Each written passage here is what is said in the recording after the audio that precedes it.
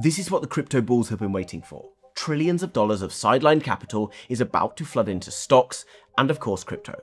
Just yesterday, the trigger finally got pulled. And this is all coming at a time while the Bitcoin and crypto market sit at a key point on the charts right now, where traders everywhere are glued to the screens awaiting the next major move for the crypto market. You see, just yesterday, some major data got released, and that data caused a huge amount of confusion across investors everywhere. But if you put that data into this chart, you will realize that that data was the catalyst that drove the major Bitcoin bull market and altcoin season back in 2020 and 2021. And right now, that same catalyst could release $12 to $13 trillion, moving its way towards risk assets, of which crypto is a part. And all of this is taking place while the Bitcoin price is stuck under the 200-day moving average. You can see right now that timing is absolutely critical, so it's important that we move fast. Do me a favor, hit the like button, and let's find out what's going on.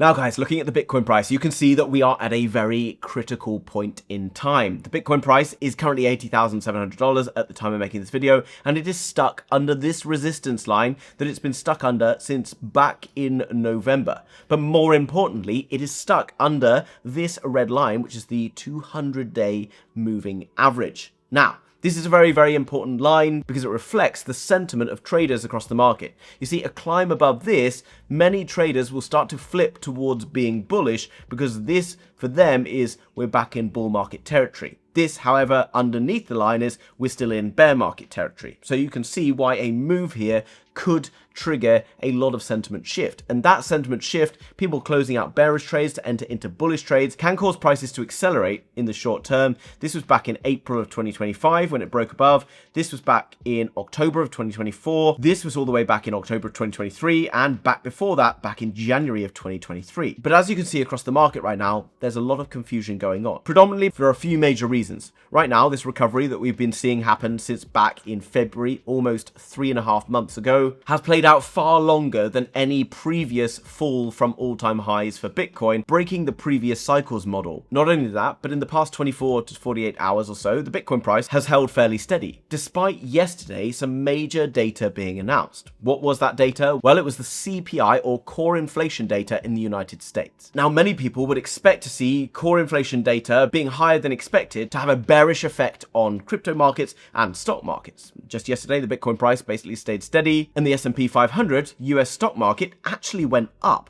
This is what's caused a bit of confusion. And to be honest, it confused me as well. So I had to go and dig down and find out a little bit more about it. And once I did that, I realized that something major was about to happen across the crypto market. And I think you're going to want to see this. Now, I actually shared this earlier on over on Twitter, Peter_THOC. Make sure you give me a follow over there. And basically what I found was this tweet from Jordi Visser. And he basically said this: Bitcoin is right up against the 200-day exponential moving average with a trigger today of the negative 3-monthly real yield sign, which has historically been the time to own Bitcoin. Now, unless you've got a major in economics or you really like to study this stuff, you, like me, probably didn't understand what he said there. But whilst we might not be particularly excited by macro information, we have to start understanding that if we want to invest in crypto, it's probably pretty useful to know macro, because macro has a massive impact on whether the crypto market's likely to go up over time or down over time. By understanding this, we're going to know when to be able to enter, but more importantly, when to be able to exit later on. So what I did is I took this information from Jordi and I chucked it into Claude so that I could start to understand a little bit more what he was talking about.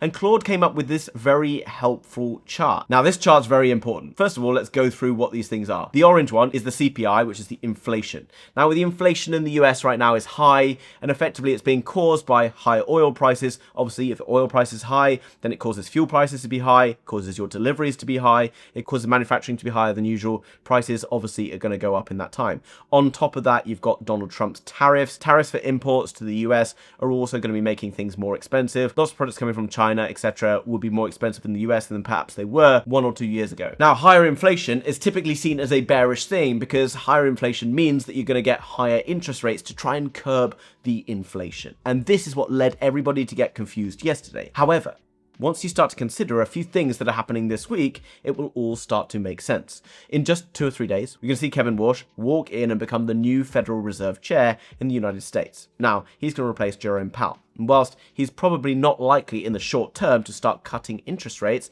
he is not likely to increase interest rates, because that would be a big no-no from Donald Trump, who is basically the one who got Kevin Warsh into that position. And because you're not likely to see interest rates rising, even though inflation is rising, you're going to see a cross happen on this chart where the blue line dips under the orange line. Now, as you can see, this is getting closer and closer on April's data. And if you look at any projected model right now, inflation is going to continue to rise through May, and this is going to cause the crossover here, because at the same time, the 3-monthly T-bill yield is going down. So now we need to understand, why is inflation bad? Now, if you're holding $100 in your account right now, with inflation as it is, you're losing 5 to 6% of spending power on that $100 every year. Now, that's $100. And this is the same for banks, hedge funds, companies who potentially got billions and billions, if not trillions of dollars sat in cash. They can't afford to be losing 5 or 6% on their money each and every year. So what they typically did is they parked that money in these short-term treasury bills, which are basically instruments provided by the government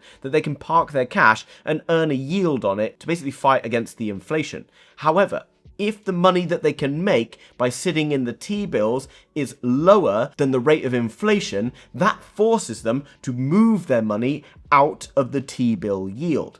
Now, this is the very important part. There's around $12 to $13 trillion with a T sat in short-term treasury bills in the United States right now. And when this crosses over, those treasury bills will be losing money. So what do you do to avoid losing money? Well, you have to take your money out of that particular area, and you have to go down the risk curve into slightly riskier assets, such as commodities, stocks, and of course, crypto. And you can effectively see these negative yields, basically these green boxes, they are triggered when the CPI data goes above the 3-monthly T-bill yield.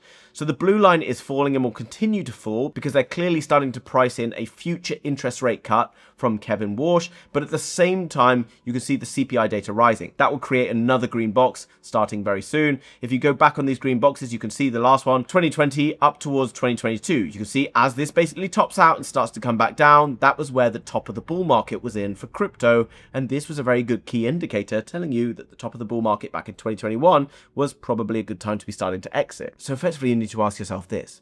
If you're wondering to yourself, well, if I'm keeping $100 in my bank account or $1,000, every year I'm losing $50 of spending power. If I've got $10,000, that's $500 of spending power. And obviously amplify that up because I'm losing money just by keeping money in the bank. And then you're going to go and say, well, I can't put it in gold because gold's at all-time high. And then you're going to say, well, I can't put it in silver because silver's also near enough at all-time highs. And the US stock market also near enough at all-time highs.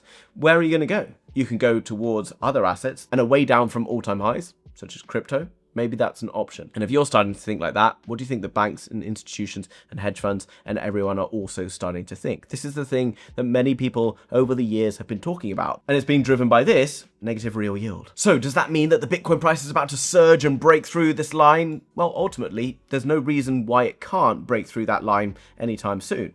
There is obviously the chance you can see that it is being bounced away from here. But what I'm seeing on the lower time frames is still basically this uptrend developing here. I think if we bounce back towards this zone right now, which to be honest might have happened by the time this video goes live, and we can survive breaking from the bottom of this here, then this could happen sooner rather than later. However, if it does break lower, there is a chance that we spend more time bouncing around under this $80,000 level. As long as we're avoiding any particularly significant sell-offs, I do believe that the next move eventually is going to come towards the upside, and that's going to ignite the market like you haven't seen for a very long time, because it will add so much confidence to the sentiment across the market. And if you're an experienced trader or you want to go and try and trade this move, then why not do it on WEEX, which is linked down below, because right now for Bitcoin Pizza Day, they're offering you the opportunity to win a slice of 1 Bitcoin. There's various different tasks for you to take part in to try and win Bitcoin allocations. If you've already got a WEEX account that you've signed up through my link, then you can also go and compete on the futures leaderboard, or if you're a new trader, you can go and deposit and trade to earn a slice of some Bitcoin here.